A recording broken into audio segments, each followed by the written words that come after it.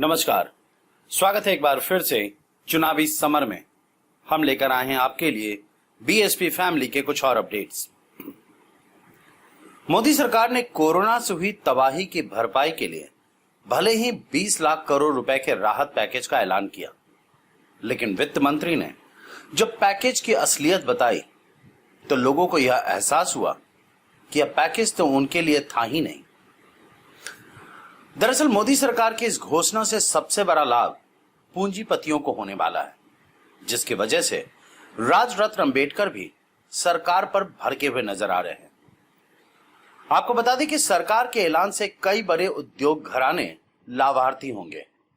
इन प्रमुख लाभार्थियों में Tata power, JSW steel, GVK, Hindalco और जीएमआर जैसी कंपनियों के अलावा अडानी, अनिल अंबानी के रिलायंस ग्रुप, वेदांता और कल से कारोबारी समूह होंगे।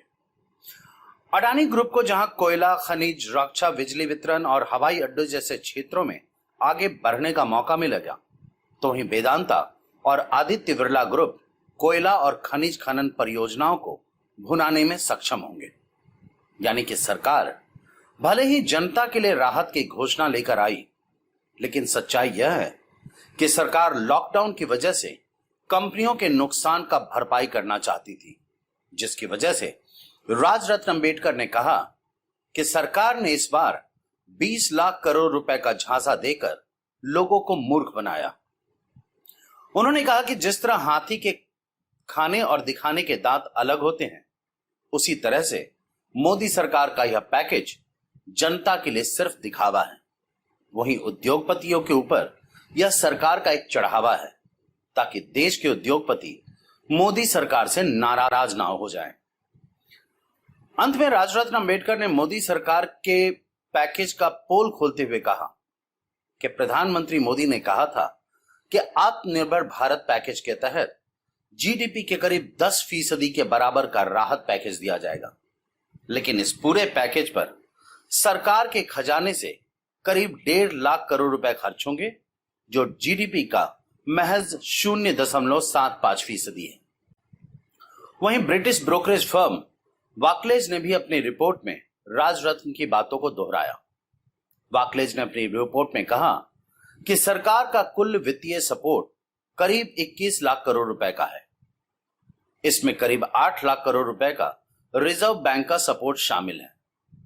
कंपनी ने कहा कि हमारा अनुमान है कि सरकार के बजट पर इसका असर महज 1.5 लाख करोड़ रुपए का होगा, जो कि जीडीपी का 0.75% है।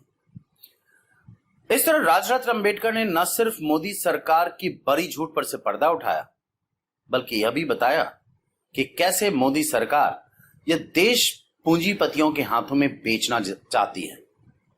वहीं राजरत्न ने साफ साफ बता दिया कि मोदी सरकार को आम जनता की तकलीफों की कोई चिंता नहीं है, उन्हें तो बस उद्योगपतियों की परवाह है।